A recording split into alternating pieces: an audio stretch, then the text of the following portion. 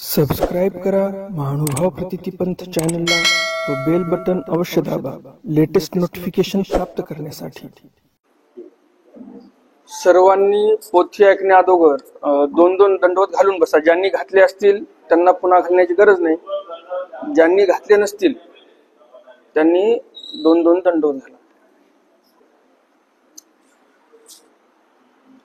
कृष्णाय वासुदेवाय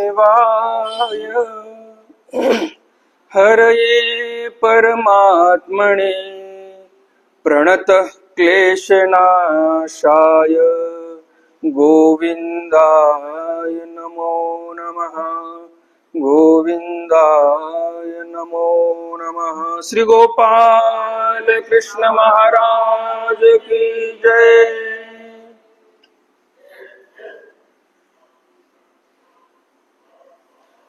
आज आपण ज्ञान अर्जन करण्यासाठी इथे सर्वजण उपस्थित झालेलो आहोत। आजपासनं आपण जवळजवळ 14 ते 15 दिवस वच्छाहरण या ग्रंथाचं श्रवण करणार आहोत।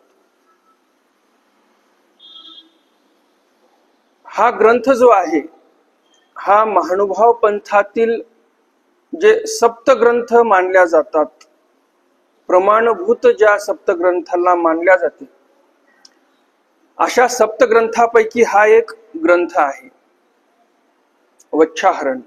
वच्छ म्हणजे गायींचे वासर, त्याचं हरण झालं आणि त्या प्रसंगावर त्या भगवान श्रीकृष्ण महाराजांच्या त्या लीळेवर हा ग्रंथ तयार झालेला आहे। या ग्रंथाचे कर्ते कोण? या ग्रंथाचे कर्ते दामोदर पंडित, एक विद्वत रत्न महानुभाव संप्रदायातील।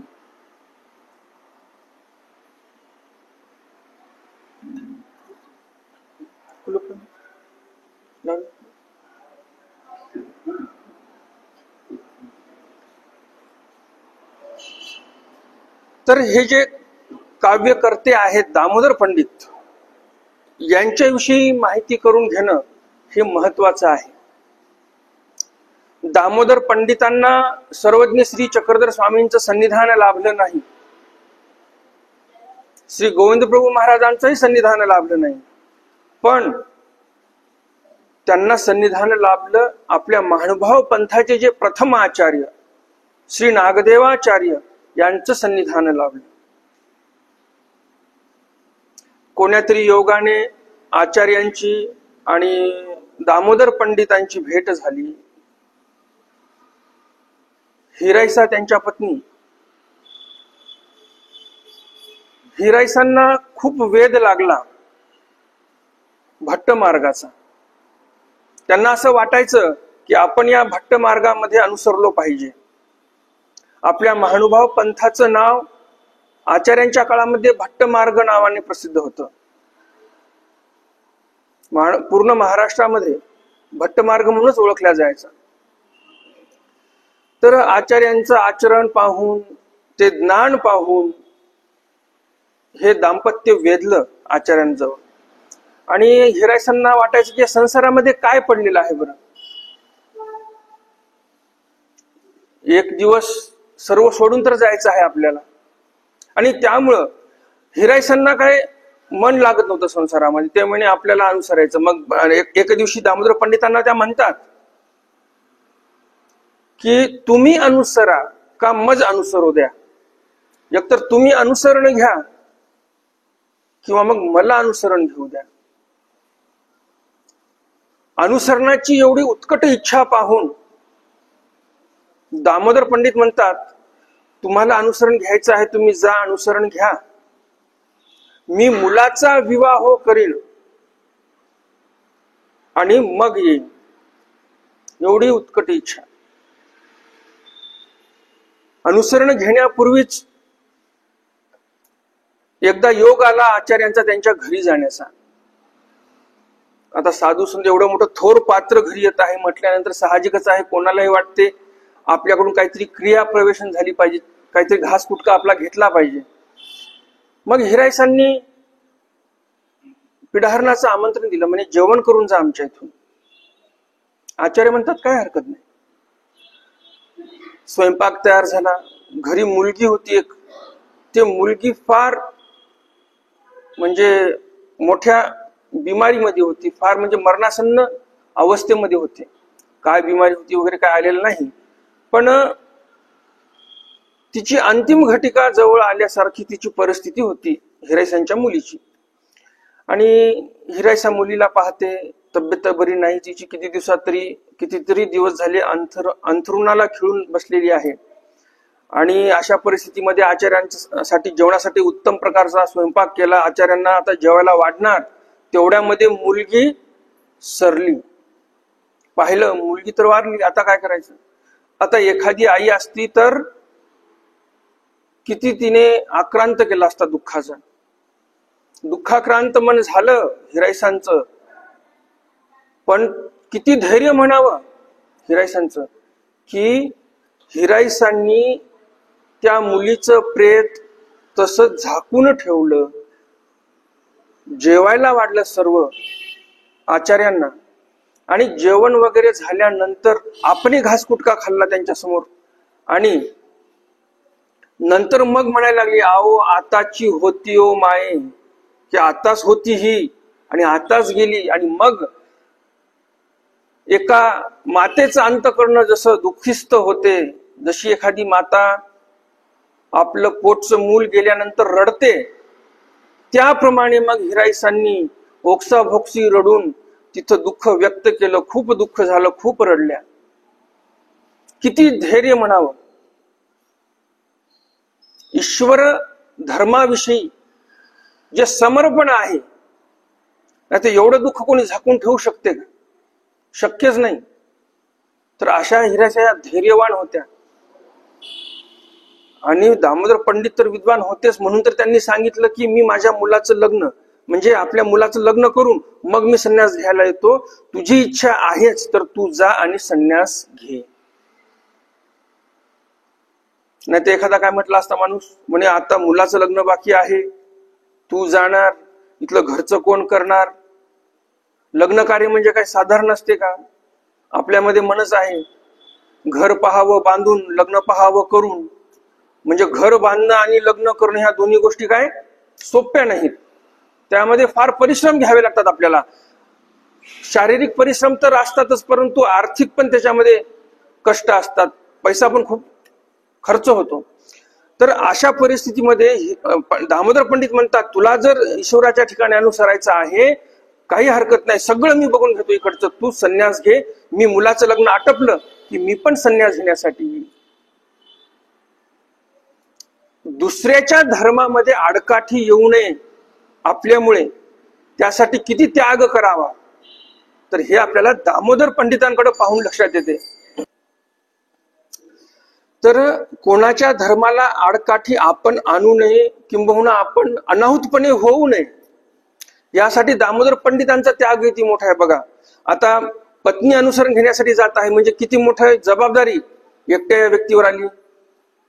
घरी स्वयंपाक करणं असेल, कपडे धुणं असतील, शेताबाडीचं जे काही काम असेल, शेताचं बाहेरचंही काम बघणे, घरातलंही काम बघणे, मुलासाठी पुन्हा सोयरीक बघणे, पुन्हा जे काही विवाह समारोहाचे जे काही कार्यक्रम असतात ते सर्व नियोजन लावणे, ही सोपी गोष्ट आहे का? पण ईश्वराची आवडी, धर्माची आवडी पाहून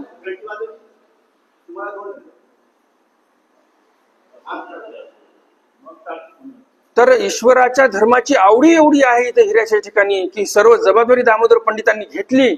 आणि दामोदर पंडित म्हणतात की तुम्ही जा, संन्यास घ्या.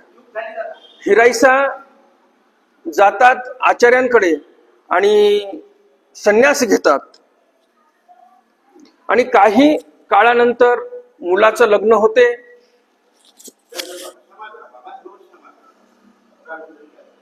आणि संन्यास त्यांचा झाल्यानंतर इकडे मुलाचंही लग्न होते. आणि लग्न झाल्यानंतर पण दामोदर पंडितांचं मन काही संसारामधून निघायला तयार नव्हतं.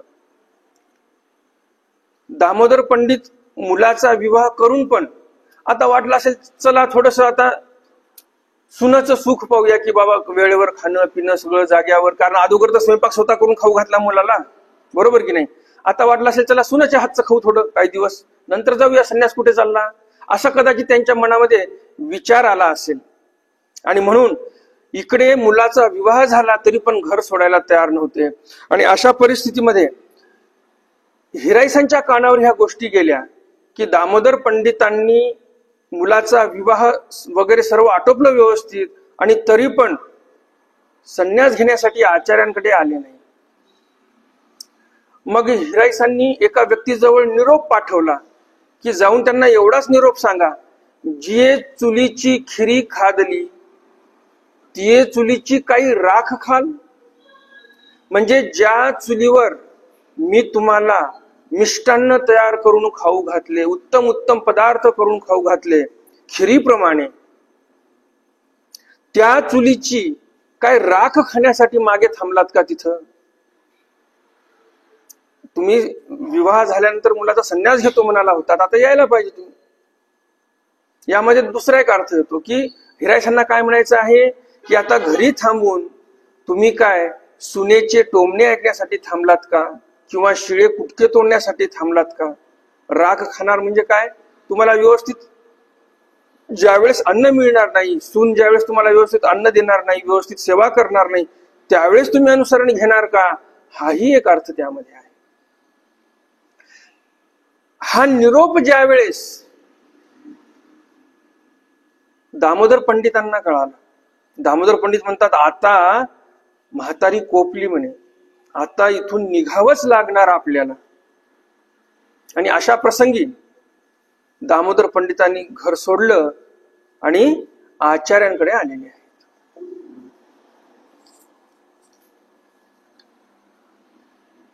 आचार्याकडे आल्यानंतर आचार्यांना कळालं की दामोदर पंडित घरून निघालेले आहेत. आचार्य इकडे मार्गामध्ये सांगतात की आज विजनाला कोणीही जायचं नाही म्हणे, आज पंडित बास येणार आहेत आणि आपल्याला त्यांना सामोरे जायचं आहे. म्हणजे जसं कोणी अधिकरण येत असेल तर आपण कसं स्वागताची तयारी करतो, बरोबर की नाही, किंवा मग रांगोळी वगैरे टाकल्या नाही, फुलं जरी नाही उधळले तिथे, तरी पण आपण गडबडीमध्ये जरी असलो तरी किमान आपण स्टँड पर्यंत किंवा ऑटो स्टॉप पर्यंत त्यांना घेण्यासाठी तरी जातो, बरोबर की नाही. नेताना तर आपण वापसीच्या वेळेला पण सोडायला जातो, परंतु आणताना पण आपण तिथं जातो समोर, त्याला म्हणतात सामोरे जाणे. तर आचार्य म्हणतात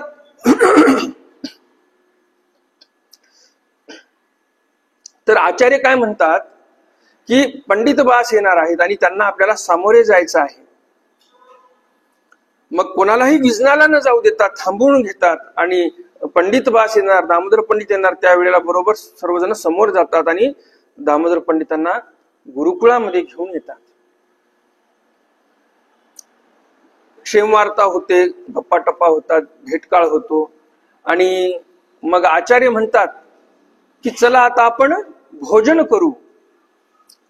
भोजनाला बसले. आचार्य म्हणतात माझ्याच बरोबर माझ्याच पात्रामध्ये माझ्याच ताटामध्ये तुम्ही भोजन करा.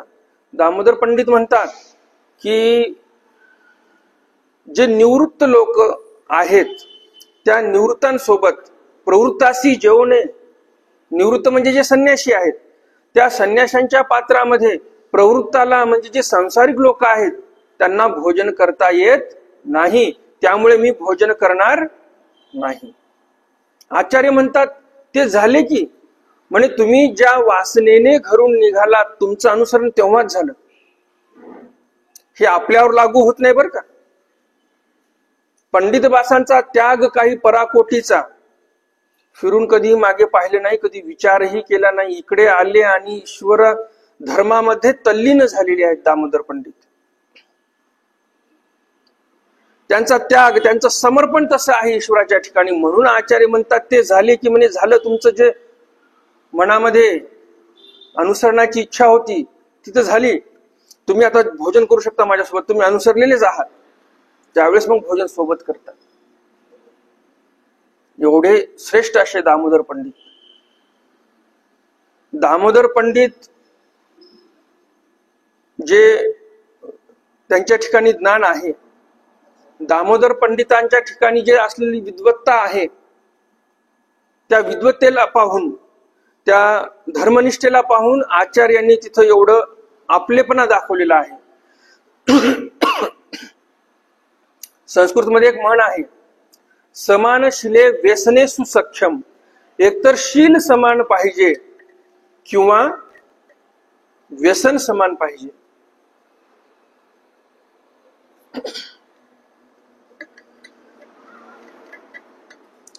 त्यावेळेस सख्य होऊ शकते. हे आपल्या पूर्वजांनी सांगितलेलं आहे, सुभाषितकारांनी सांगितलेलं आहे. जिथे समानता आहे तिथे सख्य. बंधुभाव तर पुढची गोष्ट राहिली. आजकालच्या काळामध्ये आपण पाहतो की बरेच राजकारणी लोक शिकवण देतात समाजाला, की हिंदू मुस्लिम भाई भाई म्हणून शिकवण देतात की नाही. पण आपले सुभाषितकार काय सांगतात, समान शिले व्यसने सुसख्यम. एकतर शील सदाचार हे समान असलं पाहिजे तर तिथं मित्रता होते, किंवा व्यसन सारखे असले तर मित्रता होते. जसं आता अनोळखी बस स्टँडला कोणी उतरलं कोणातरी गावाला आणि या व्यक्तीला तंबाखू खाण्याची सवय आहे, तिथला कोणीतरी स्थानिक आहे, तो तंबाखू खायला बसलेला आहे, हा लगेच म्हणतो थोडासा द्या, आणि चालू झालं त्यांच्या दोघांचं तंबाखू खाणं. लगे गप्पा टप्पा झाल्याला झाली मित्रता तयार. बरोबर की नाही. व्यसन समान आहे म्हणून मित्रता लवकर झाली. किंवा एकतर शील समान असलं पाहिजे तर सख्यता होते. आता एकीकडे आपण बघतो की आपण हिंदू जे आहोत, आपण महानुभावपंथी जे आहोत, ते एकदम कसे आहोत, आपण अहिंसक आहोत. आपल्याला हिंसा चालत नाही. बरोबर की नाही. आपण अहिंसक आहोत, आपण अहिंसा या धर्माला मानणारे आहोत. सर्वज्ञ श्री चक्रधर स्वामींचं जे काही सांगणं आहे, त्यांचा स्वतःचा जो आचार आहे, त्यामधून आपल्याला हेच दिसून येते आणि त्यांचंच आपण अनुकरण करतो. आणि म्हणून आपण अहिंसक. आणि दुसरीकडे पाहायला गेलं, दुसरा समुदाय जो आहे तो हिंसक आहे. बरोबर ना.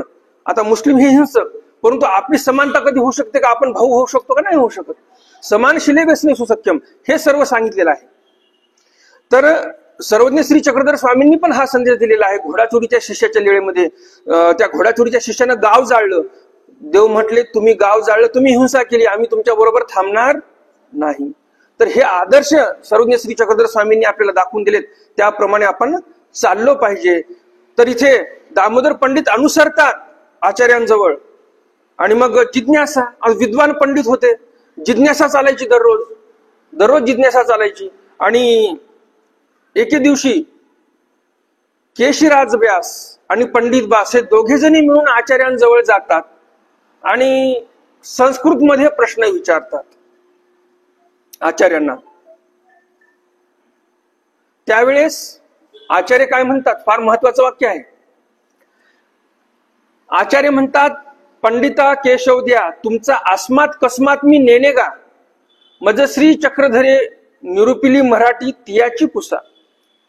काय म्हणतात आचार्य, की पंडित बास हो आणि केशराज व्यास हो, तुम्ही जे मला प्रश्न विचारलात संस्कृत मधून, हे अस्मातन कस्मात, हे संस्कृत भाषा मला माहिती नाही. मला माझ्या स्वामींनी, सर्वज्ञ श्री चक्रधर स्वामींनी मराठी सांगितलेली आहे, मराठीमध्ये निरूपण केलेलं आहे, मराठीमध्ये मला विचारा. आणि अशा त्या सर्वज्ञ श्री चक्रधर स्वामींचाच आज अवतार दिन आहे.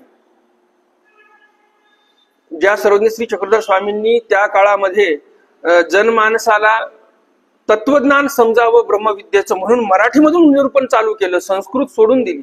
संस्कृतमध्ये निरूपण नाही केलं. स्वामींना वाटलं असतं की संस्कृतमध्ये निरूपण करायचं, तर स्वामींनी सर्व संस्कृतमध्ये पण निरूपण केलं असतं. आणि सांगायचं म्हणजे स्वामींच्या सन्निधानामध्ये माहिमभटासारखेही पात्र होते, नागदेवाचार्यांसारखेही पात्र होते, ज्यांना संस्कृत समजायचं.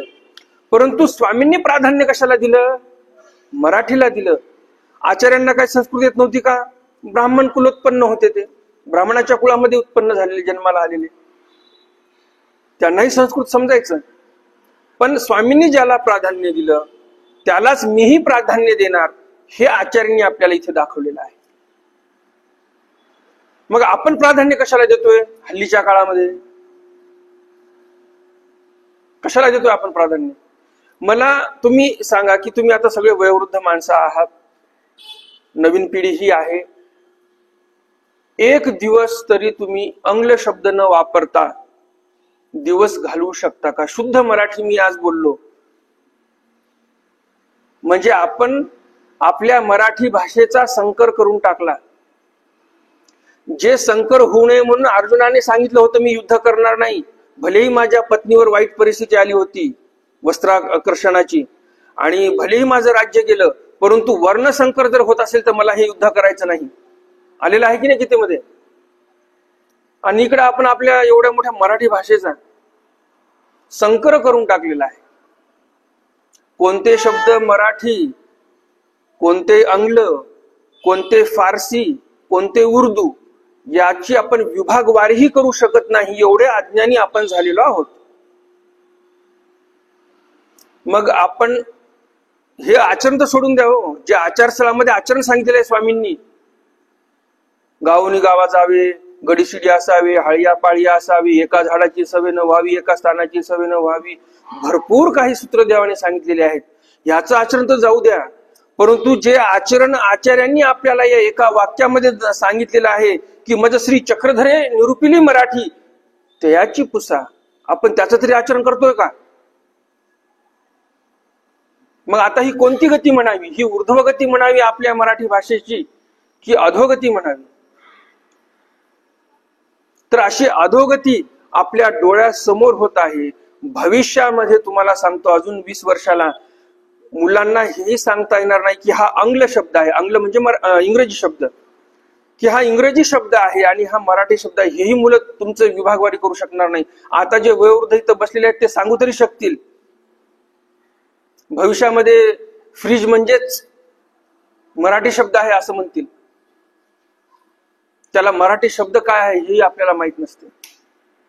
मराठीमध्ये फ्रीजला शीत कपाट असं बोलतात. ते तर कोणी बोलणार नाही, विषय जाऊ दे त्याचा. परंतु निर्भेळ मराठी आपण बोलू शकलो पाहिजे. पर्यायवाची शब्द 4 आपल्या तोंडातून निघाली पाहिजे. मराठी भाषा फार मोठी आहे, आंग्ल भाषा फार छोटी आहे. रविवार या दिवसाला इंग्रजीमध्ये काय म्हणतात? संडे म्हणतात. मराठीमध्ये काय म्हणतात? ईद आहे. चुकले बघा. इतवार हा उर्दू शब्द आहे. असं नाही भेळ करायची, सगळी भेळ होऊन जाईल मग. तर रविवार म्हणतात, बरोबर. मग आता मराठीमध्ये रविवारला रविवार म्हणतात. दुसरा कोणता शब्द आहे की नाही पर्यायवाची? समानार्थी शब्द आहे की नाही? आहे. आदित्यवार म्हणतात त्याला, आदित्याचा वार. अजूनही शब्द भेटतील आपल्याला. जसं आता आकाशामध्ये सूर्य उगवतो, त्या सूर्याला इंग्रजीमध्ये काय म्हणतात? सन म्हणतात. पर्यायवाचे शब्द किती आहेत? समानार्थी इंग्रजी भाषेमध्ये सनला शब्द किती आहेत सांगा? शब्दच नाही. किती लहान भाषा आहे बघा ना तुम्ही. आणि मराठीमध्ये किती शब्द आहेत? रवी, भास्कर, आदित्य, मित्र. मित्र पण म्हणतात बरं का सूर्याला, जे मार्कंड पण म्हणतात. आणि जे आपले सूर्यनमस्कार असतात, सूर्यनमस्कार घालतात की नाही एक दिवसाच्या दिवशी, त्या दिवशी जेवढे सूर्यनमस्कार घालतात तेवढे वेगळे वेगळे नाव घेतात आणि नमन करतात. मित्राय नमः वगैरे वगैरे वगैरे, आदित्याय नमः वगैरे त्याचे असतात मंत्र. मग तुम्ही सांगा, इंग्रजी भाषा मोठी की मराठी भाषा मोठी? मराठी भाषा मोठी आहे. परंतु परिस्थिती अशी झाली, इंग्रजी बोलणारा मोठा झाला, मराठी बोलणाऱ्याला लोक लहान मानतात. ही कशाची मानसिकता आहे? ही गुलामगिरीची मानसिकता आहे. आपण गुलामगिरीच्या मानसिकतेतून निघालोच नाही अजून. कोणाची मानसिकता आहे? इंग्रज भाषेची, किंबहुना इंग्रजांची गुलामी.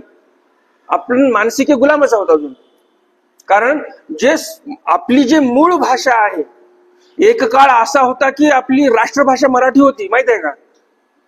ज्यावेळेस इंग्रजांनी मराठ्यांच्या हातातून भारत घेतला, पूर्ण भारतभर राज्य मराठ्यांचं होतं आणि पूर्ण भारतभर जे पत्रव्यवहार चालायचे ते मराठीतून चालायचे. एक काळ असा होता, पूर्ण भारताची राष्ट्रभाषा, राजभाषा ही काय होती? मराठी होती. एवढी मोठी उज्ज्वल परंपरा आहे या मराठी भाषेची. आता अलीकडच्या काळामध्ये तर अभिजात भाषेचा दर्जा पण मिळालेला आहे मराठीला, मिळाला की नाही? तर हे जे एवढी दैदिप्यमान परंपरा चालत आली, ते कुणामुळे चालत आली? आचार्यांसारखे व्यक्ती होते ज्यांनी मराठीचा अभिमान घेतला. काय म्हणतात दामोदर पंडितांना की मला स्वामींनी मराठी सांगितली, मी मराठीत सांगणार, मराठीतच विचारा. हा जो भाषेचा अभिमान आहे, हा अभिमान आपण आता विसरत चाललो. किंबहुना स्वामींचं सांगणं आपण विसरत चाललेलो आहोत, आचार्यांचं सांगणं आपण विसरत चाललेलो आहोत. मग आपलं पुढं भविष्य कसं राहणार आहे? चांगलं राहणार आहे? आपली मराठी भाषा पण काय होऊन जाणार? गर्दळून जाणार हळूहळू. हे आज बोलतोय, परंतु भविष्यामध्ये तुमच्या लक्षात येईल आणि आताच्या काळामध्ये पण तुमच्या लक्षात येईल.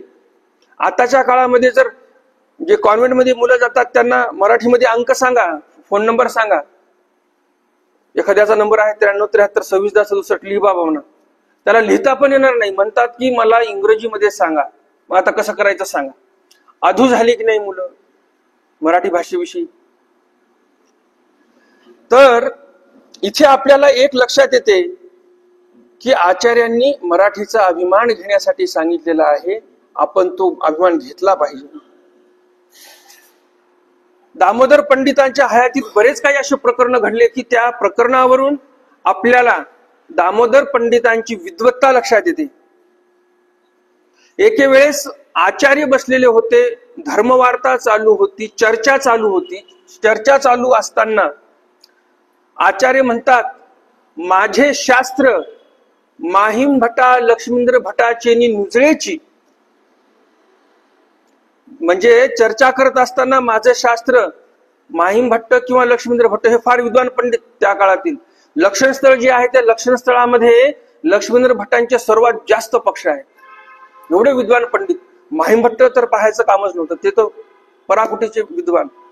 तर असे हे विद्वान पंडित असताना देखील आचार्य काय म्हणतात की माझे शास्त्र माहीम भट्ट आणि लक्ष्मींद्र भटाचेनी नुजळेची, ते पंडिता केशवदयासी चर्चा करिता उजळले. पंडित व्यास म्हणजे दामोदर पंडित आणि केशिराज व्यास यांच्यासोबत चर्चा केल्यानंतर माझं शास्त्र उजळतीला आलं, हे आचार्य बोलतात. ज्या आचार्यांना स्वामींनी आपल्या महानुभाव पंथाचे प्रथम आचार्य, आद्याचार्य बनवलं, म्हणजे ते पंडित व्यास किती विद्वान असतील. अशा या थोर पंडिताचा, विद्वान पंडिताचा हा जो ग्रंथ आहे, त्यांनी निर्माण केलेला हा जो ग्रंथ आहे, हा ग्रंथ आज आपल्याला सर्वांना टप्प्याटप्प्याने आजपासून 14 दिवसापर्यंत ऐकायला मिळणार आहे. एके दिवशी पंडित व्यास आटनादिक्रमे असताना एका ब्राह्मणाची आणि त्यांची भेट झाली, चर्चा झाली. एका चर्चेमध्येच त्या ब्राह्मणाला लगेच दीक्षा देण्यासाठीच आणलं आश्रमामध्ये, कुणी? दामोदर पंडितांनी. आणि तिथं आल्यानंतर आचार्य गौरव उद्गार काढतात दामोदर पंडितांसाठी की हे जे दामोदर पंडित बोलतात, हे दामोदर पंडित नाही बोलत, हे पंडिताचे बोलणे माझे हकारागा म्हणतात. हे जे पंडिताचे बोलणे आहे ते माझेच हकारे आहेत. मी बोललो की जसं पुढच्या व्यक्तीला धर्माविषयी जागरूकता निर्माण होते, पुढच्या व्यक्तीला बोध होतो, पुढच्या व्यक्तीला वेध होतो आणि पुढचा व्यक्ती अनुसरण घेण्यासाठी तयार होतो. आचार्यांना पाहिल्या पाहिल्या वेधून जायचे लोक. पहिला टप्पा वेदाचा, दुसरा बोधाचा, तिसरा अनुसरणाचा. आणि म्हणून आचार्य म्हणतात की पंडित व्यासाचा पण तसंच आहे. यांना पाहून, यांच्याशी चर्चा करून पुढची जी व्यक्ती आहे ती लगेच वेधल्या जाते, बोधल्या जाते आणि नंतर ते पुढं भिक्षा घेण्यासाठी तयार होते, म्हणजेच दीक्षा घेण्यासाठी तयार होते. तर असे हे दामोदर पंडित, या पंडित व्यासांनी एकदा विजनाला बसले असताना गीत गायन चालू केलं. परमेश्वराच्या विरहामध्ये त्यांनी एक काव्य बोललं मुखातून आणि ते ऐकलं आचार्यांनी. आचार्य म्हणतात की गीत विखो सांगितलेलं आहे देवाने. गीत विखो सांगितल्यामुळे तुम्ही गीत गायन करू नका. पंडितबास म्हणतात काय हरकत नाही. काही दिवसानंतर असेच बसलेले असतात विजनाला पंडितबास, आणि त्यावेळेस पण त्यांना ईश्वराचा विरह निर्माण होतो, दुःख होते, आणि त्यावेळेस पुन्हा ते एक गीत म्हणतात. आचार्य तिकडे आलेले असतात पडताळणी करण्यासाठी. आचार्यांची कृती लक्षात ठेवा, एक महत्वाची कृती आहे. या अगोदर पण मी काय सांगितलं तुम्हाला की दामोदर पंडित विजनाला बसलेले होते. आचार्य आले बघत बघत, कोण कसं विजन करत आहे, कोण स्मरण करत आहे, कोण गप्पा करत आहे, हे ध्यान देण्याचं काम गुरुचं आहे. आणि ते गुरु व्यवस्थितपणे म्हणजेच आचार्य करत होते. यावरून काय शिकलं पाहिजे आपण? आपले जे मुलं बाळ आहेत त्यांना फक्त शाळेत टाकलं आणि कोचिंग क्लासेसला चांगलं ऍडमिशन करून दिलं म्हणजे हल्लीचे मायबाप म्हणतात आमची जबाबदारी संपली. ते चुकीचं आहे. आचार्यांनी इथे जे काही 700-500 गुरुकुळ होतं त्या गुरुकुळातील सर्वांना संन्यास दिला होता.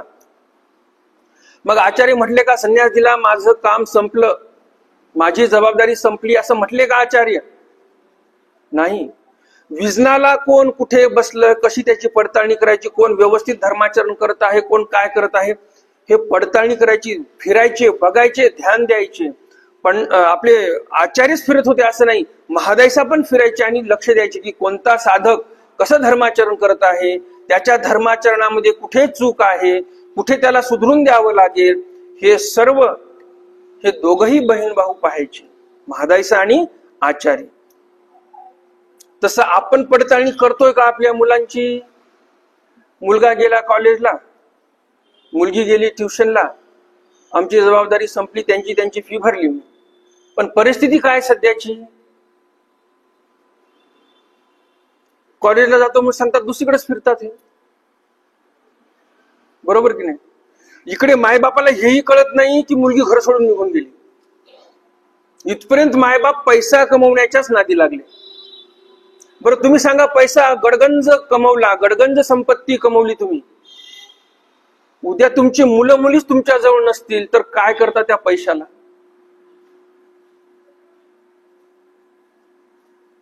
आपण सर्रास बघतो की सर्वजण आशीर्वाद देतात नव दाम्पत्याला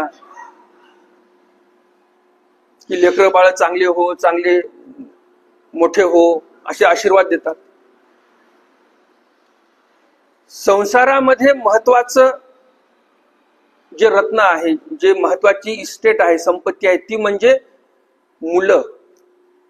त्यांना चांगले संस्कार देऊन चांगले घडवणे, उद्या चालून तुमचं नाव उज्ज्वल करतील, ते मेन महत्वाचं कार्य आहे. पैसा कमवणं महत्वाचं कार्य नाही तेवढंच. श्रीमद भगवद्गीता जी गोरखपूरहून छापतात त्याच्या पाठीमागे एक वाक्य येते, पूत सपूत तो क्यू धन संचय, पूत कपूत तो क्यू धन संचय. या वाक्यामध्ये फक्त एकाच अक्षराचा फरक आहे, स आणि क, परंतु वाक्याचा अर्थ बदलून जातो या फक्त 2 शब्दांनी. त्याच्यामध्ये काय म्हणतात ते, पूत सपूत तो क्यू धन संचय, म्हणजे तुम्ही जर तुमच्या लेकरांना चांगलं आध्यात्मिक शिक्षण दिलं, शालेय शिक्षण दिलं, संस्कारी बनवलं, तर तुमचा पूत जो आहे तो सपूत होईल. बरोबर ना? आणि अशा सपूतासाठी क्यू धन संचय, पैसा कमावून ठेवण्याची गरज काय, त्याच्या पुरतं फक्त शिक्षण, त्याचे चांगले संस्कार लागतील, एवढं जरी तुम्ही केलं तरी तुमच्या मुलाला तुम्ही बहुत काही दिलं. धनसंचय करण्याचीच गरज नाही. सुसंस्कारी पिढी जर तुम्ही घडवली, तुम्ही समजून घ्या तुमच्या घरामध्ये तुम्ही दीपक लावलेला आहे, जे तुमच्या घरामध्ये कधीही अंधार पडू देणार नाही. आणि पूत कपूत तो क्यू धन संचय, पूत जर तुमचा कपूत असेल, निव्वळ व्यसनी आहे मुलगा, पैसा खूप कमवला बापाने, मुलाकडेच लक्ष देणं झालं नाही, मायबापांनी मिळून पैसा कमवला, दोघेही कामाला जात होते, खूप पैसा कमवला, मुलीकडे लक्ष देणं झालं नाही. त्याची परिणिती काय झाली? हे कपूत निघाले, दोघंही चांगले निघाले नाही. मग धनसंचय करण्याची काय गरज आहे? तुम्ही कितीही करोडो रुपयाची मालमत्ता कमावून ठेवली, गरजच नाही ना ते धनसंचय करून ठेवण्याचे. कारण ते तुमची करोडोची कमाई एका हप्त्यात नष्ट करून टाकेल. वाईट व्यसनाच्या नादी लागल्यानंतर काय आहे? तुमच्या माघारी पण तो काही जीवन सुखी नाही जगणार. तुम्ही आहात तोपर्यंत तुम्ही त्याला काही शिवाय देणार, काही त्यांना शिक्षा देणार, मुलाला काहीतरी जमापुंजी ठेवणार. तुमच्या माघारी काय आहे? आणि प्रत्येक मायबापाला वाटते माझ्या माघारी माझ्या मुलांचं काय होईल, त्यांच्यासाठी कमावून ठेवतात की नाही. मग असं जर तुम्ही वेळेत लक्ष नाही दिलं तर फायदा काय त्या संपत्तीचा? आचार्य काय म्हणतात तिथे जाऊन म्हणतात की तुम्ही असं गीत गायन करू नका. विजनाला जाऊन पडताळणी करत आहेत. दामोदर पंडितांसारखा व्यक्ती विजन करत आहे झाडाखाली, आणि आचार्य येतात पडताळणी करण्यासाठी. कसं काय चालू आहे त्यांचं धर्माचरण? स्वतःचं तर धर्माचरण चांगलं आहेच आचार्यांचं, परंतु दुसऱ्यांनीही व्यवस्थित करावं त्यासाठी किती तळमळ आहे. तशी प्रत्येकाची तळमळ संसारासाठी, मुलांसाठी पण असली पाहिजे, ही सांगण्याची वेळ सध्या संत समाजावर आलेली आहे. वाईट परिस्थिती आहे ही, चांगली परिस्थिती नाही. बरोबर की नाही? संत समाजाला जर आज हे सांगावं लागत असेल की बाबा तुमच्या मुलांवर चांगलं लक्ष द्या. आजकाल तुम्ही वर्तमानपत्र बघा, इलेक्ट्रॉनिक मीडिया बघा, प्रिंट मीडिया, जे काही मीडिया बघा, त्याच्यामध्ये किती प्रकरण आपण बघतो. हे प्रकरण जे घडतात वाईट, अंगावर काटा आणेल असे काही भयानक भयानक प्रसंग घडलेले आहेत. हे कशामुळे घडतात? आपण आपल्या मुलांना व्यवस्थित संस्कार दिले नाही. जो कोणी गुन्हेगार आहे, ज्यानं काही ते पाप कर्म केले, ते कोणाचा तरी मुलगाच असेल, कोणाची तरी मुलगीच असेल. बरोबर की नाही? मग चुकी कोणाची झाली? मायबापांची चुकी झालेली आहे. संत समाजाने एवढं सांगावं की अध्यात्म चांगलं करा, हे आमचं कार्यक्षेत्र. बरोबर की नाही? परंतु परिस्थिती एवढी विपरीत झालेली आहे. तर असं आचार्यांकडून आपण शिकलं पाहिजे. पडताळणी करायची. उगाच कॉलेजला गेला, ट्युशनला गेला म्हणून मोकळं बसायचं असं नाही. नांदेडला जिथं आपला आश्रम आहे, आश्रमाच्या पाठीमागेच कॉलेज आहे. त्या कॉलेजमध्ये एक मुलगा होता आणि त्याची आई त्याला सोडायला यायची. तो कॉलेज करत नाही व्यवस्थित म्हणून आपल्या आश्रमामध्ये थांबायची. म्हणजे शेवटपर्यंत तो कॉलेजमध्ये असतो की नाही, जाताना परत घेऊन जायची. म्हणजे विचार करा, एक काळ असा होता 30 वर्षापूर्वी लहान मुलं जे असतात त्यांनाच फक्त मायबाप सोडायला जायचे. बरोबर की नाही? आणि लगेच परत घरी निघून यायचे. आज परिस्थिती अशी झाली, कॉलेजला जाणारा मुलगा त्याच्यासाठी त्याची आई त्याला कॉलेजच्या गेटपर्यंत सोडते आणि आपल्या आश्रममध्ये येऊन बसायची संध्याकाळपर्यंत. इकडे आईला वाटायचं माझा मुलगा आता कॉलेजमध्ये गेलाय, चांगलं शिक्षण घेत असेल. एके दिवशी झालं असं की त्या मुलाचा वडील आला कॉलेजमध्ये आणि त्या आईने सांगूनच ठेवलं होतं की मी असं असं आश्रम आहे तिथे, मी आश्रमात बसत असते दिवसभर. मग तसं म्हटल्यानंतर एके दिवशी त्या मुलाचा वडील आला, कॉलेजमध्ये जाऊन पहिलं कॉलेजमध्ये गेला. तो पाहिलं तर मुलगा मित्रांबरोबर फिरायला गेला. क्लासेस वगैरे इकडं काय लेक्चर चालू आहे तिकडं काही लक्ष नाही. तो फिरायला गेला म्हणजे मित्रांना विचारलं तर. आणि मग तिकडनं तो जो वडील आहे त्या मुलाचा तो आपल्या आश्रमात आला आणि आश्रमात येऊन तो विचारतो इकडं काय बसली, तो मुलगा तर तिकडे फिरायला गेला. आश्रमात येऊन आईला काय म्हणतो ते तो जो माणूस आहे तो त्याच्या पत्नीला म्हणतो की इकडं बसली तू, परंतु मुलगा तर तिकडे फिरायला गेलेला, काय फायदा म्हणे याच्यासाठी तू एवढा कष्ट घेते म्हणे, या मुलासाठी एवढं कष्ट घेते, घरदार सोडून इथं बसते म्हणे आश्रमामध्ये तू, मुलगा तिकडे फिरायला चाललेला आहे. त्या दिवशीपासून आईने येणं बंद केलं. जसं होईल तसं हो म्हणे. आता ह्याच्यापेक्षा काय करायला पाहिजे? याच्यासोबत काय आता लेक्चर घेण्यासाठी बसायला पाहिजे का त्या क्लासरूम मध्ये जाऊन आईने? आहे की नाही भयावह परिस्थिती? उद्या ते मुलं तुम्ही सांगा मायबापाची काय सेवा करतील?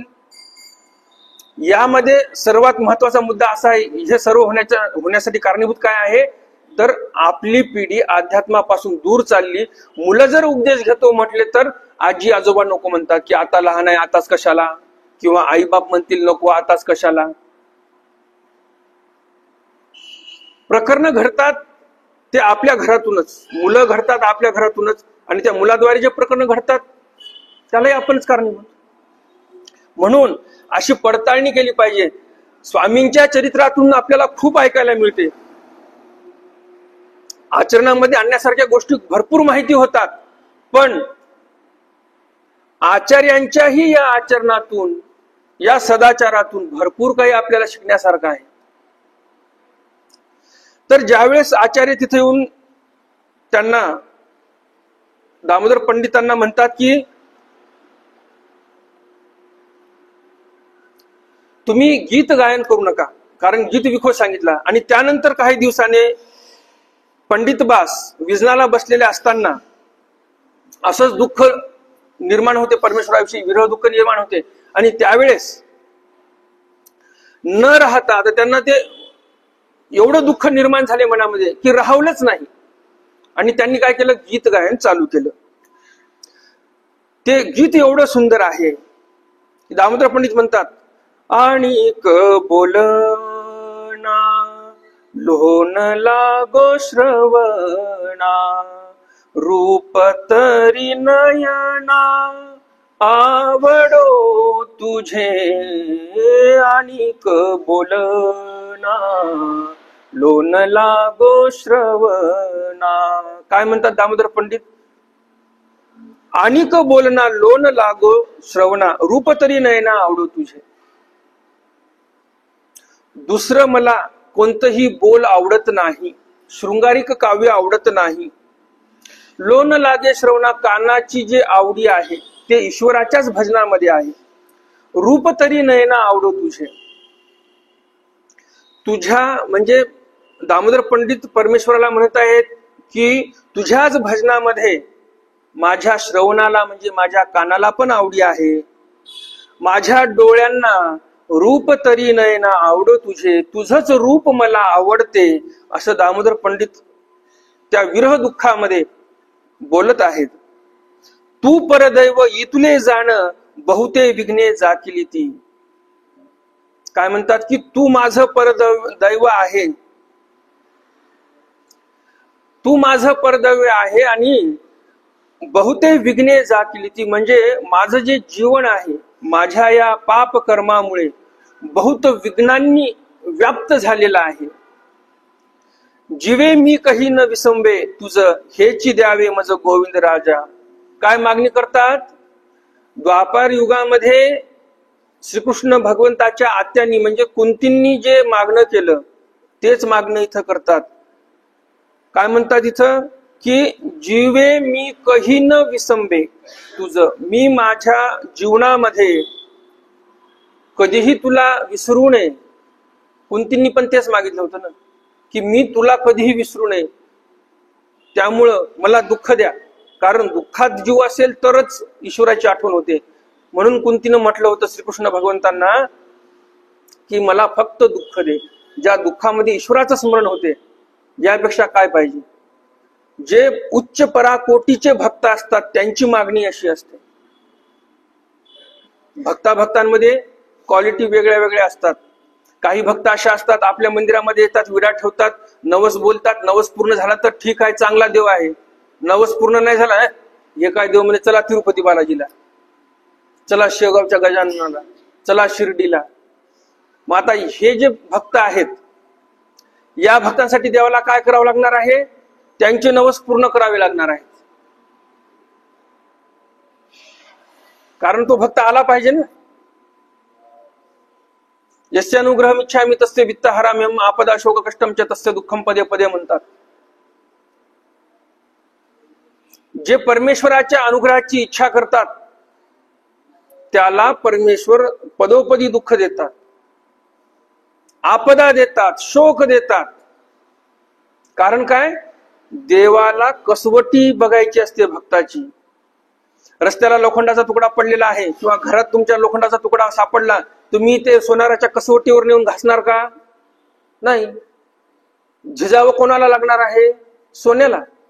सोनाराच्या घरी जाऊन त्या कसवटीचा जो दगड असतो त्याच्यावर घासल्या जाते ते सोन्याला, त्याची कसवटी होते, त्याला झिजावं लागते.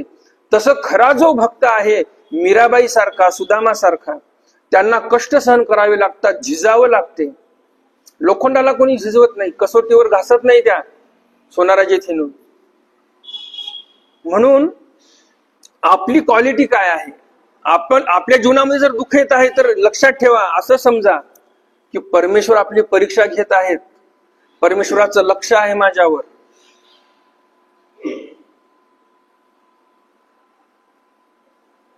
आपण त्या लेवलचे भक्त झालेलो आहोत असं समजा. म्हणून इथे दामोदर पंडित म्हणतात की मला कधीही विसर पडू नये तुमचा, हेची मज द्यावे गोविंदराजा, हे गोविंदराजा मला हेच द्या. निरंतर करी मी तुमचे स्मरण, ऐसेची योका माझ्या मना गोविंदराजा. निरंतर मी तुमचं स्मरण केलं पाहिजे, असं माझ्या मनाच्या ठिकाणी आलं पाहिजे. आणिकी बुजविता डिंब न बुजावे, माये लागी रोवे.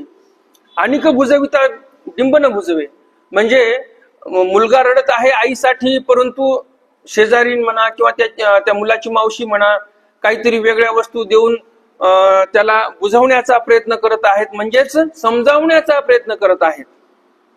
परंतु मुलगा रडतो तो आईसाठीच. माये लागी रोवे ते काही अपराधी. आईसाठी जर लेकरू रडत आहे तर तो काही अपराधी आहे का? नाही. माझी सेन संडी आर्तदानी नागदेवा स्वामी श्री चक्रपाणी. माझ्याकडे जे तुमचं लक्ष आहे ते लक्ष देणं सोडू नका, माझ्याकडेच लक्ष असू द्या. आर्तदानी म्हणजेच जे आर्तपूर्वक देवाची विनंती करणारे आहेत, आरती करणारे जे भक्त आहेत त्यांना तुम्ही दान देणारे आहेत. नागदेवा स्वामी म्हणजे श्री नागदेवाचार्यांचे स्वामी म्हणजेच सर्वज्ञ श्री चक्रधर स्वामी, हे माझी विनंती ऐका. असं हे गीत गायन करत करत दुःख करत आहेत, रडत आहेत दामोदर पंडित. आणि आचार्यांनी हे गीत ऐकलं. आचार्यांनी काही दिवसापूर्वी सांगितलं होतं गीत गायन करू नका, आणि आचार्यांनी आता पुन्हा ऐकलं हे गीत गायन करत आहेत. आचार्य समोर गेले, भटोबा तिथे उभे राहतात, ऐकतात. आणि ऐकल्यानंतर आचार्यांना वाटते की खरंच किती सुंदर गीत म्हटलेलं आहे दामोदर पंडितांनी. आणि मग आचार्य समोर येतात. पहिलं बाजूला उभे होते, मग समोर येतात आणि समोर येऊन म्हणतात की आज लागोनी तुझं गीत गावे अनुज्ञा. आजपासून तुला गीत गाण्यासाठी मोकळीक आहे. तर गीतही असं बोललं पाहिजे. म्हणजे दामोदर पंडित बघा काय पराकोटीची भक्ती. जे आचार्यांनी निषेध केला होता ज्या गोष्टीचा, त्याच गोष्टीला पुन्हा आचार्य म्हणतात की तू ही गोष्ट कर. तर असे हे पंडित होते. यांच्या सांगायला गेले तर भरपूर काही आख्यायिका अशा आहेत. तर अशा या विद्वत रत्नाचं आपण काव्य श्रवण करणार आहोत.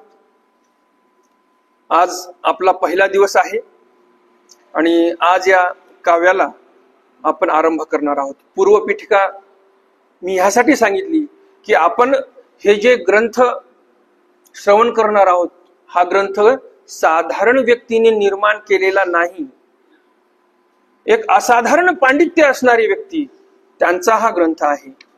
नाव या ग्रंथाचं वच्छाहरण असं आहे. वच्छ म्हणजे गायीचे वासर, त्याचं हरण केलं आणि त्या प्रसंगावर, त्या लीळेवर हा पूर्ण ग्रंथ दामोदर पंडितांनी निर्माण केलेला आहे. पण विषय असा आहे की ग्रंथ निर्माण दामोदर पंडितांनी केला, पण सुरुवातीच्या काही ओव्यांमध्येच आपल्याला लक्षात येते की यामध्ये मुनी केशिराजांचं नाव आलेलं आहे. केशिराज व्यास म्हणजे ज्यांनी सूत्रपाठाची निर्मिती केली, दृष्टांत पाठ, रत्नमाळा स्तोत्र वगैरे वगैरे भरपूर काही त्यांनी साहित्य संपदेचं निर्माण केलेलं आहे. तर यामध्ये दामोदर पंडितांनी म्हणे मुनी केशिराजू असा उल्लेख का केला बरं? हा एक प्रश्न येतो की काव्य एकाचं आणि नाव दुसऱ्याचं असं कसं काय बरं?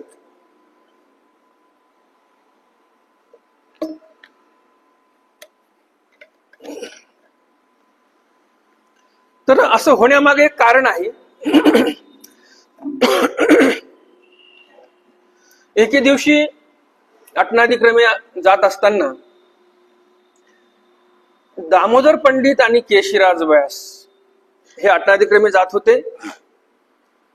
रस्त्याने एक दारुडे येत होता, हातामध्ये तलवार, नशेमध्ये धुंद असणारा हा व्यक्ती रस्त्याने तिकडनं येत होता आणि हे दोघे जण इकडनं जात होते. आणि दामोदर पंडितांचं पण फार बारकाईने लक्ष होतं त्याच्याकडे, कसा वागतोय, कसा चालतोय, कोण्या तोऱ्यात चालतोय. केशराज बासांचं तेवढंच लक्ष नव्हतं. जवळ येताच त्या दारुड्याने तलवार उगारली केशराज बासांवर, दामोदर पंडितांवर तलवार उगारली. दामोदर पंडितांनी तर पाहिलेलंच होतं त्या व्यक्तीकडे, केशराज बासांनीही पाहिलेलं होतं. परंतु आता दारुडा व्यक्ती कधी एका क्षणात काय करेल काही सांगता येत नाही. केशराज बास पण त्यांच्याकडे पाहतच होते. तर केशराज बासांच्या लक्षात आलं की आता हा घाव घालेल दामोदर पंडितांवर. तेवढ्यामध्ये केशराज बास आडवे झाले. दामोदर पंडितांनी पण वार चुकवण्याचा प्रयत्न केला. त्यामध्ये केशराज बासांच्या लक्षात आलं की आता हा वार काही चुकत नाही, आणि त्यामुळं मग केशराज बास मध्ये पडले की दामोदर पंडितांना आपण वाचवलं पाहिजे. आणि तो घाव, तो वार, तो केशराज बासांच्या वर्मी लागला. काही दिवसानंतर केशराज बास कैवल्यवासी झाले. खूप दुःख झालं दामोदर पंडितांना. मित्रत्वाचा भाव, जसं मी तुम्हाला सांगितलं की समानशिले व्यसने सुसख्यम, विद्वत्ता समान होती दोघांची. विद्वत्ता समान असल्यामुळे मित्रता पण फार घनिष्ठ होती, सख्यता खूप होती. एकीकडे आपण बघतो देवगिरीचा राजा, त्याने नरेंद्र बासांना काव्य मागितलं रुक्मिणी स्वयंवर. म्हणे प्रत्येक ववीला एक सुवर्ण असू देईल मी तुला, सुवर्ण मुद्रा, जेवढं काव्य आहे ते माझ्या नावाने कर, मला देऊन टाक. काय म्हणतात नरेंद्र कवी त्यावेळेस? म्हणे तसं जमणार नाही. म्हणे कवी कुळाशी बोलला गेलं, मी जर असं काव्य तयार करून विकायला लागलो सोन्याच्या मोबदल्यात तर आमच्या कवी कुळाला बोल लागेल.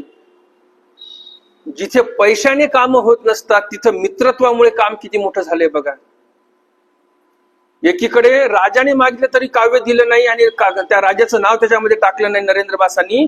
एकीकडे दामोदर पंडितांनी काव्य निर्माण केलं, परंतु मित्रता एवढी घनिष्ठ होती की काव्यामध्ये नाव कोणाचं टाकलं?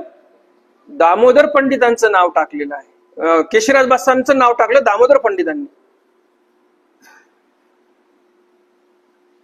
तर प्रत्येक ठिकाणी पैसाच काम करतो अशातली गोष्ट नाही. किती मोठं सप्तग्रंथापैकी एक ग्रंथ आहे हा वच्छारण म्हणजे, आणि हा ग्रंथ तयार केला दामोदर पंडितांनी. परंतु मित्रत्व एवढं घनिष्ठ की त्यांनी स्वतःच्या मित्राचं म्हणजेच मुनी केशराजाचं नाव टाकलेलं आहे. तर केशराज बासांचं नाव का आलं यामध्ये हेही तुम्हाला आता कळालं असेल. तर आपण आपल्या या ग्रंथ वाचनाला आरंभ करूया. हे आवाज कशामुळे? थोडासा आवाज कमी करा, शिटी मारत आहे. झालं कमी झालं? झालं बंद? झालं बंद. दंडवत हो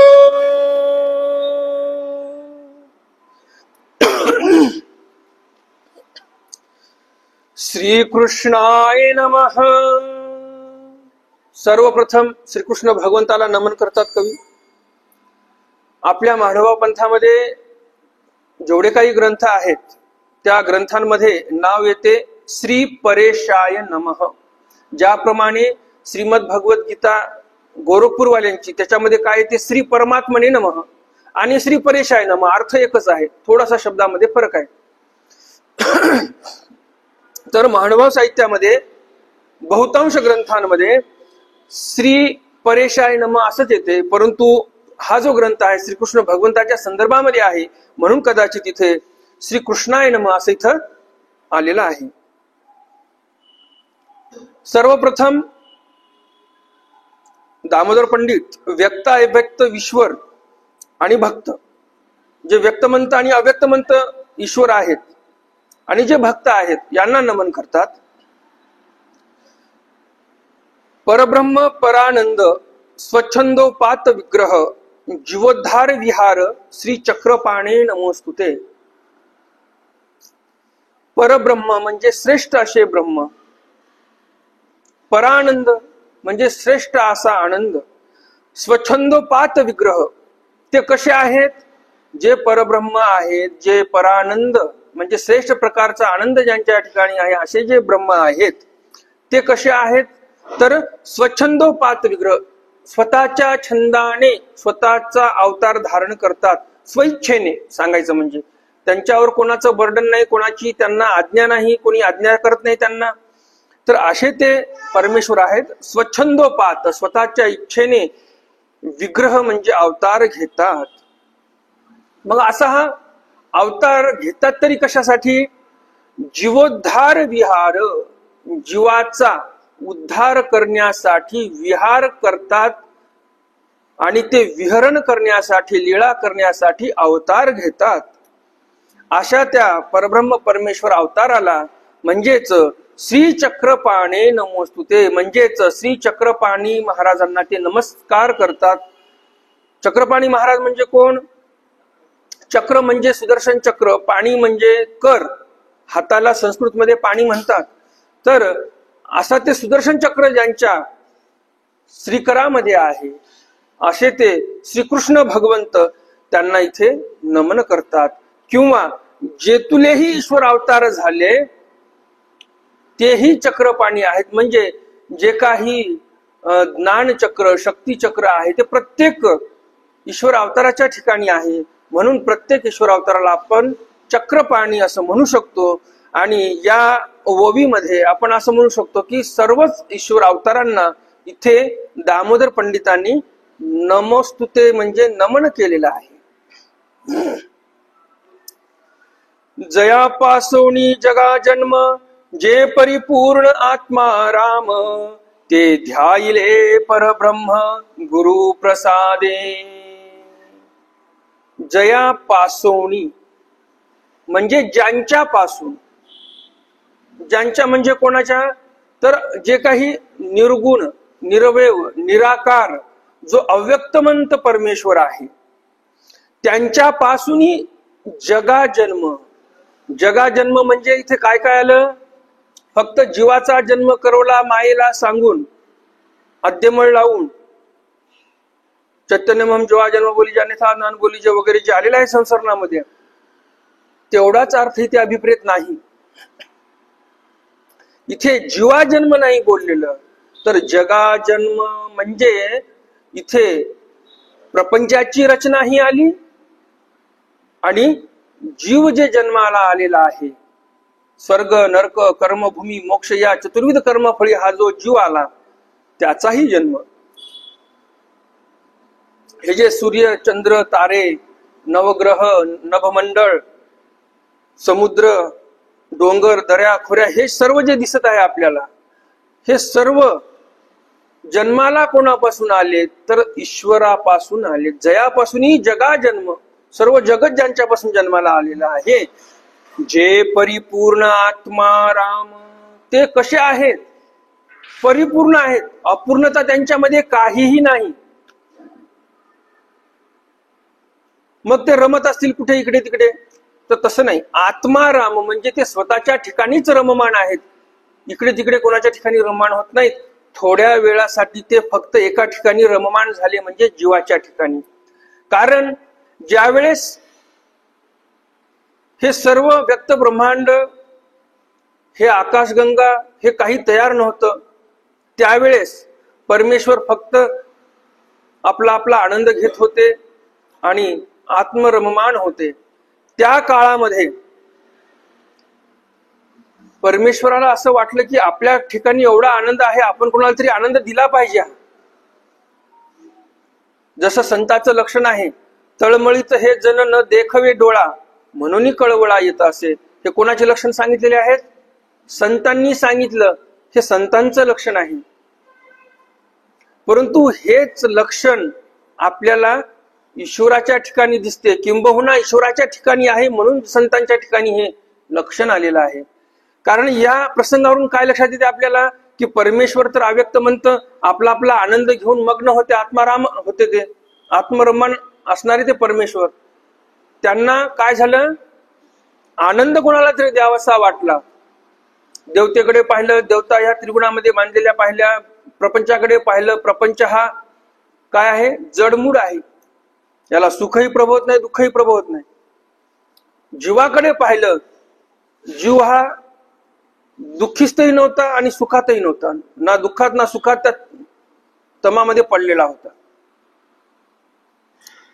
अधिकार पाहिला तर म्हणे सर्वाधिकारी आहे जीव, हा आपल्या आनंदाला पात्र होऊ शकतो असं देवाला दिसलं.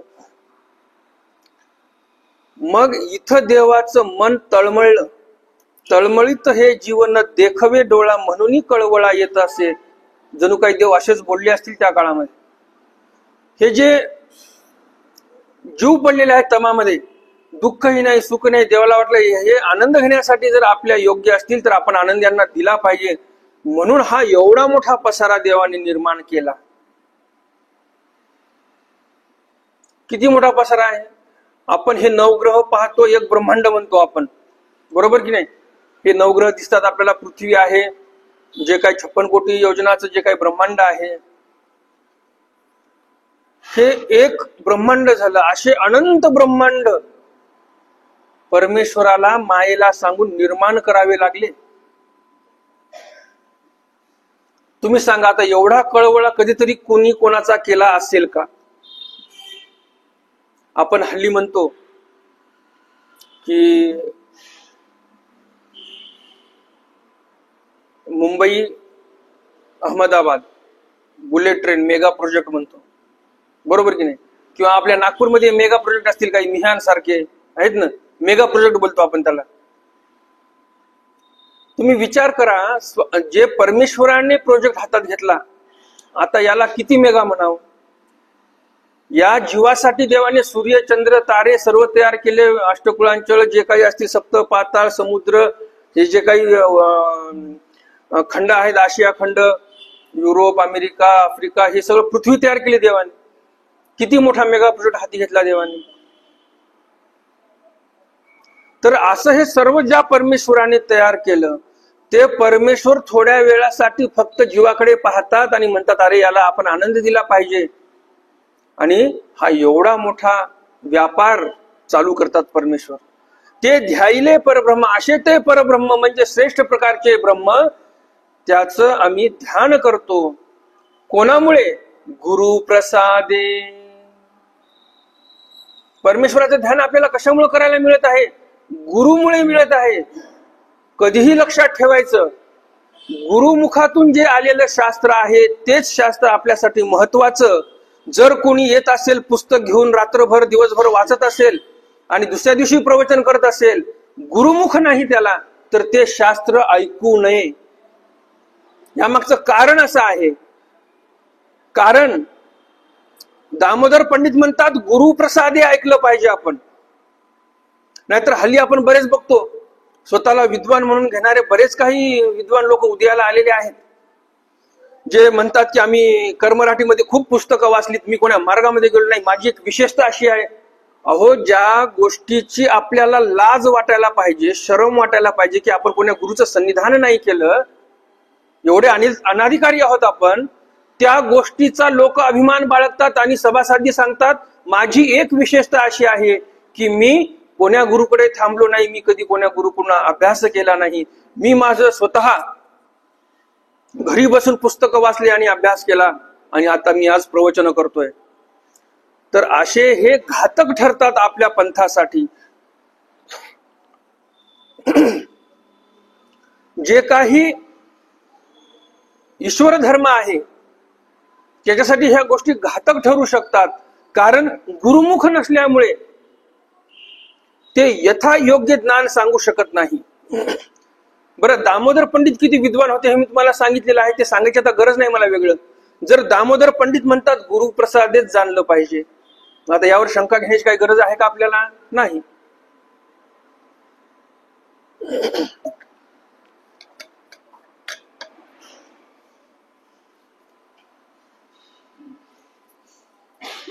तर गुरुप्रसादेच आपण ऐकलं पाहिजे, गुरुमुखातून जे आलेलं आहे तेच आपण ऐकलं पाहिजे.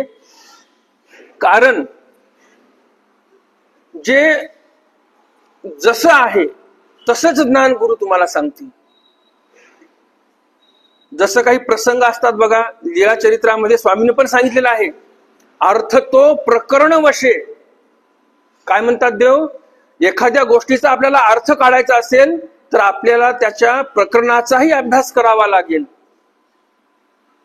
जसं हल्लीच्या काळामध्ये आपण बघतो की आपल्या जे काही वासनिक मंडळीमध्ये काही असतात की ते बुद्धिभेद करण्याचा प्रयत्न करतात.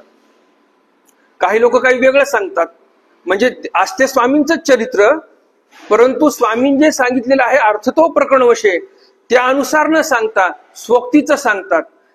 काही लोक आपल्याच वासनिकांमध्ये बुद्धिभेद करण्याचा प्रयत्न करतात.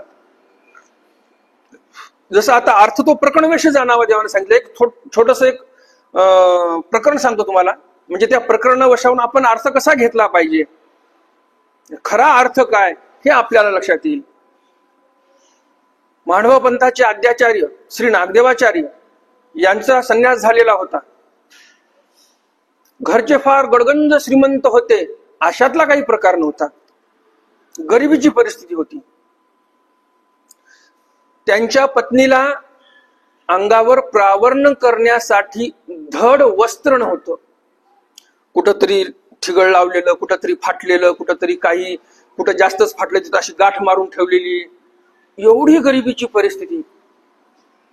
छोटासा मुलगा होता घरी. तर अशा परिस्थितीमध्ये त्यांना आवडी संचरली स्वामींची. त्यांना असं वाटायचं आपण स्वामीपाशीच राहिलं पाहिजे. तर त्या वेळेस त्यांनी असं ठरवलं. आता मध्ये अडथळे बरेच आणले यांनी, दादोसांनी वगैरे. दादोसांनी स्वामींना सांगितलं म्हणे हा नागदेव विचित्रा धांडाळाचा आहे म्हणे, दरोडेखोर होता म्हणे हा, आता सध्या कमी केलं पण आहे मात्र माणूस विचित्र, याला तुमच्या जवळ ठेवू नका. देव म्हणतात कशामुळे, नाही म्हणे हा विचार करत आहे म्हणजे तुमच्यापाशी थांबण्याचा. देव म्हणतात ज्यांची थांबण्याची इच्छा होते त्यांना आम्ही पाठवत नाही, आणि जे जायचे म्हणतात त्यांना आम्ही थांबवत नाही म्हणे, आम्ही तसं करत नसतो. मग दादोसांना वाटते अरे देव पण आपला ऐकायला तयार नाही, मग अजून काय लावलिंग्या करतात हे. म्हणतात म्हणे हा अनेका धांडाळाचा, म्हणे इथं काही विचित्रपणा वागल किंवा काही विचित्र इथं पाहिल, बाहेर जाऊन सांगेल, देवाची बदनामी. देव म्हणतात आमच्या ठिकाणी काय पाहणार आहे म्हणे, असं काही तुम्ही बोलायला लागले. आमच्या ठिकाणी काय पाहणार आहे की बाहेर जाऊन तो बडबडेल, असं काय होणार नाही म्हणे. आता दादोसांना वाटते देव तर काय आपलं ऐकायला तयार नाही. मग म्हणे आता यांच्या आईकडे जायचं. मग आपल्या हे दादोस आपले याच्याकडे गेले, आबाईसांकडे, आणि जाऊन सांगितलं म्हणे हा नागदेव, म्हणजे दादोसांचे जे शब्द आहेत ते सांगत आहे बरं का. मी एखाद्या वेळेस काय होते, आता हा व्हिडिओ तयार होत आहे, आता हा युट्यूबवर जाणार. मग काही काही खाली कमेंट करतात की तुम्ही नागदेवाचार्यांना नागदेव कसं काय बोलले. मी बोलत नाही या प्रसंगामध्ये, या लीळेमध्ये जे दादोस बोलत आहेत आबाईसांना, ज्या पद्धतीने बोलत आहेत ते पद्धत मी तुम्हाला सांगत आहे बरं का. त्याच्यामुळे कन्फ्युजन करून घेऊ नका. तर दादोस काय म्हणतात आबाईसांना जाऊन, म्हणे आबाई हा तुझा नागदेव गोसाव्यापाशी राहू पाहतो असे, म्हणजे स्वामीजवळ राहणार आहे, संन्यास घेणार आहे. आबाई सांगतात असं कसं, म्हणे माझं मग कसं होणार इकडं, जर मुलगाच गेला करता धरता तर माझं कसं होणार. मग लगेच आबाईसा जाऊन आचार्यांना म्हणतात, नागदेवाचार्यांना, की का हो तुम्ही तर राहणार आहात, संन्यास घेणार वगैरे असं. नागदेवाचार्य म्हणतात हा, म्हणे तुम्हाला कोण म्हटलं. मी म्हणे एका अवताचे बैल घेतले, अवजार जे लागतात शेतामध्ये ते घेतले, हे कोणासाठी घेतले, शेतीवाडी करायची म्हणे मला, मी कशाला संन्यास घेऊ म्हणे इथे. असं बोलून वेळ मारून नेली आचार्यांनी. थोड्या वेळाने मग घरी जाण्यासाठी निघाले सर्व. रस्त्याने जात असताना विचार चालू आचार्यांचा, ओढ तेवढी लागलेली आहे देवाची की म्हणे देवापाशी जावं की घरी जावं, कसं करावं. आबाईसांना यांना म्हणतात तुम्ही जा पुढं, मला जायचं दीर्घशंकेला, तुम्ही पुढं व्हा, माझी काय वाट बघू नका, मी जाऊन येतो. मग ते दीर्घशंकेला गेले, शौचासाठी गेले, आणि मग म्हणजे निमित्त सांगितलं बरं का, तसं गेल्यासारखं केलं, यांना पुढे जाऊ दिलं, आणि हे परत स्वामींकडे आले. स्वामींपाशी आले आणि म्हणे की मला तुमच्याजवळ राहायचं. स्वामी म्हणतात तुम्हाला राहावं वाटेल तेवढे दिवस तुम्ही राहणार, ज्यावेळेस जावंसं वाटेल त्यावेळेस तुम्ही जाणार. तुमच्या मनासारखं तुम्ही जर वागत असाल तर आम्ही असं इथं राहू देत नाही. आम्ही ज्यावेळेस बोलवलं, आम्ही ज्यावेळेस थांबा म्हणू त्यावेळेस थांबावं लागेल, आम्ही ज्यावेळेस जा म्हणू त्यावेळेस जावं लागेल. आमच्या आज्ञेप्रमाणे जर तुम्ही वागत असाल तर आम्ही राहू देतो. आचार्य म्हणतात काय हरकत नाही. लगेच बाईसांना म्हणतात आणा पोफळ, सुपारी आणली, संन्यासच झाला तिथे. परिस्थिती कशी आहे तुम्हाला मी सांगितली. पत्नीला घरी घालायला कपडे नाहीत, लेकरांना प्यायला दूध नाही, लहान लेकरांना राहण्यासाठी घर नाही, झोपडा आहे, तर पाऊस पडला तर पाणी टपकते मध्ये. एवढं संसारामध्ये अवघड कंडिशन असताना अनुसरण झालं. आणि अनुसरण झाल्यानंतर काही दिवसानंतर आचार्यांना वाटायला लागलं की कोणी सद्भक्त येतात, काही पैसातला कोणाकडे असते ते चांगला अवसर करतात देवाच्या ठिकाणी. आचार्यांना वाटायला लागलं मी पण काहीतरी देवाच्या ठिकाणी अवसर केला पाहिजे, माझ्याकडून काहीच क्रिया होत नाही. त्यावेळेस काय म्हणतात स्वामी, देव तो काहीसेन भजावा पुजावा न लगे, देव तो अंतर्गाम्य की. अंतर्गामी असला पाहिजे देव. आता हे कोणाला सांगितलं? नागदेवाचार्यांना सांगितलं. अर्थ तो प्रकरणवशे, प्रकरण काय आहे हे ध्यानात घेऊन आपण अर्थ केला पाहिजे. आता ह्याच ठिकाणी जर गदो भांडारी असते, म्हणजे त्या काळातील महाराष्ट्र राज्याचे अर्थमंत्री, कोषाध्यक्ष रामदेवाच्या दरबारातील, देवगिरीचे जे रामदेव राजा होते त्यांच्या काळातील हे भांडारी होते. आता त्यांना देवानी निरूपण केलं का हो? देव तो काहीसनी भजावा पुजावा न लगे, देव तो अंतर्गाम्य की नाही. ज्यांच्याकडे आहे त्यांनी धनद्रव्यानेच देवाची सेवा केली पाहिजे. ज्यांच्याकडे नाहीच, आचार्य तिथे अनुसरलेले आहेत. मग आता ते जर मी तुम्हाला निरूपण केलं, देव तो काहीसेने भजावा पुजावा न लगे, देव तो अंतर्गाम्य की, काही गुणाला दक्षिणा नाही करायची, देवाला विडावसर नाही ठेवायचा, देवाला पैसे नाही काय करायचे, काही नाही काही नाही, असं जर सांगितलं जमेल का? हे आपले संस्कार असतात. देवाच्या ठिकाणी चाललो आपण, काहीतरी अर्पण केलं पाहिजे. जर असं जर म्हणायला गेलं देव तो अंतर्गाम्य की, मग श्रीकृष्ण महाराजांनी अर्जुन देवाला सांगितलंच नसतं पत्रम पुष्पम फलम तोयम योमे भक्ता प्रयच्छति. देव म्हटले असते अंतर्गाम्यच करतो. शेवटी देवाने पाणी का असे ना अर्पण कर म्हणून सांगितलंय की नाही? बरोबर की नाही?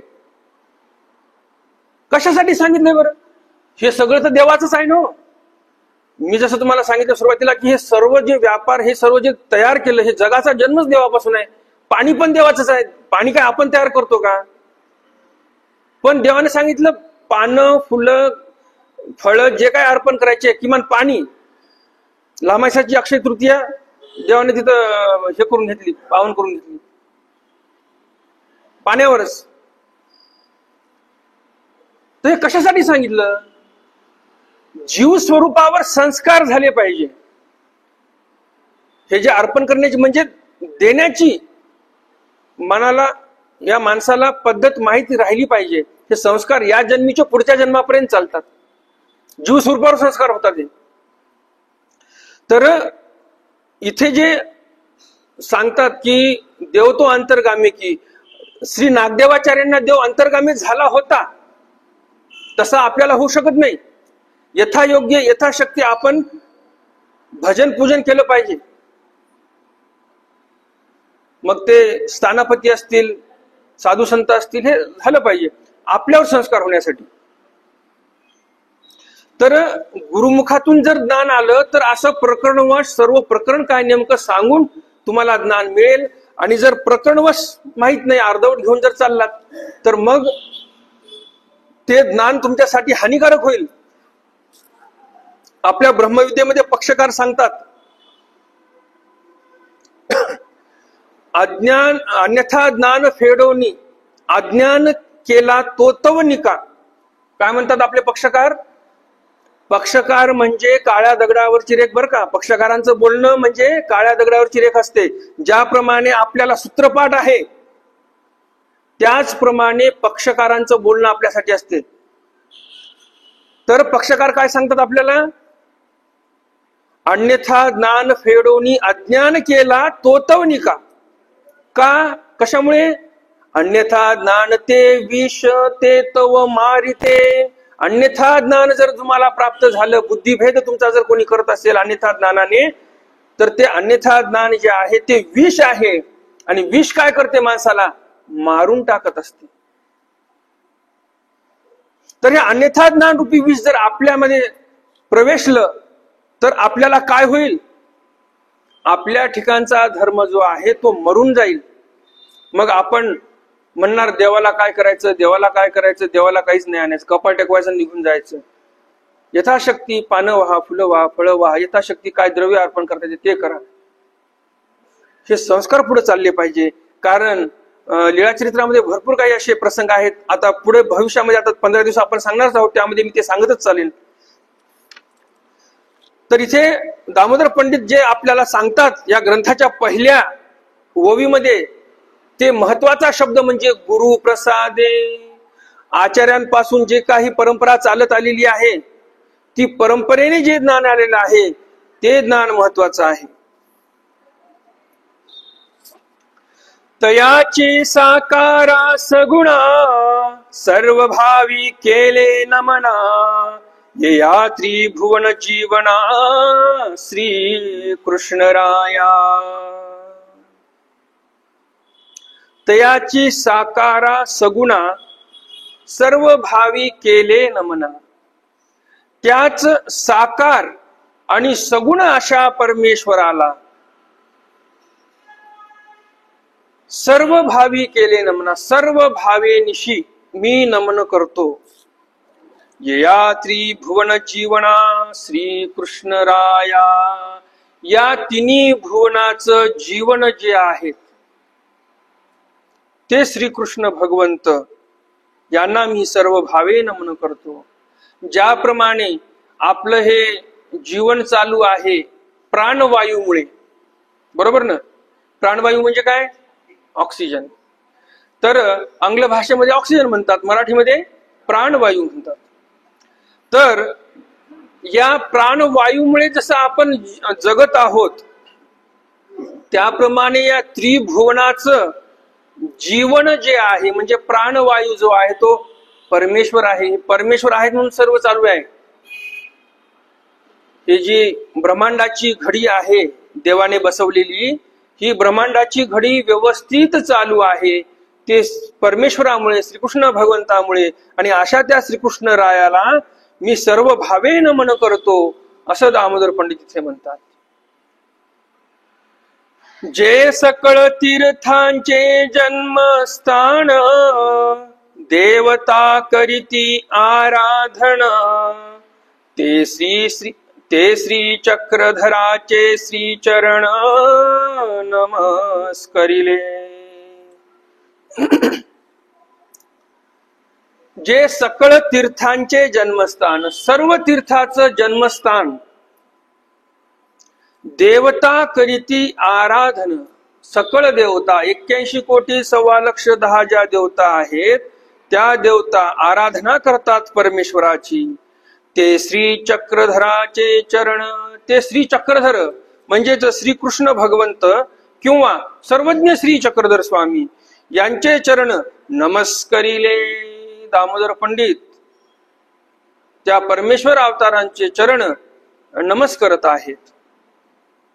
आपला वेळ आणि संध्याकाळी जे वेळ ठरली आहे त्या वेळेनुसार आपलं संध्याकाळचं सत्र चालू होईल. ते सांगतील ना. दंडवत हो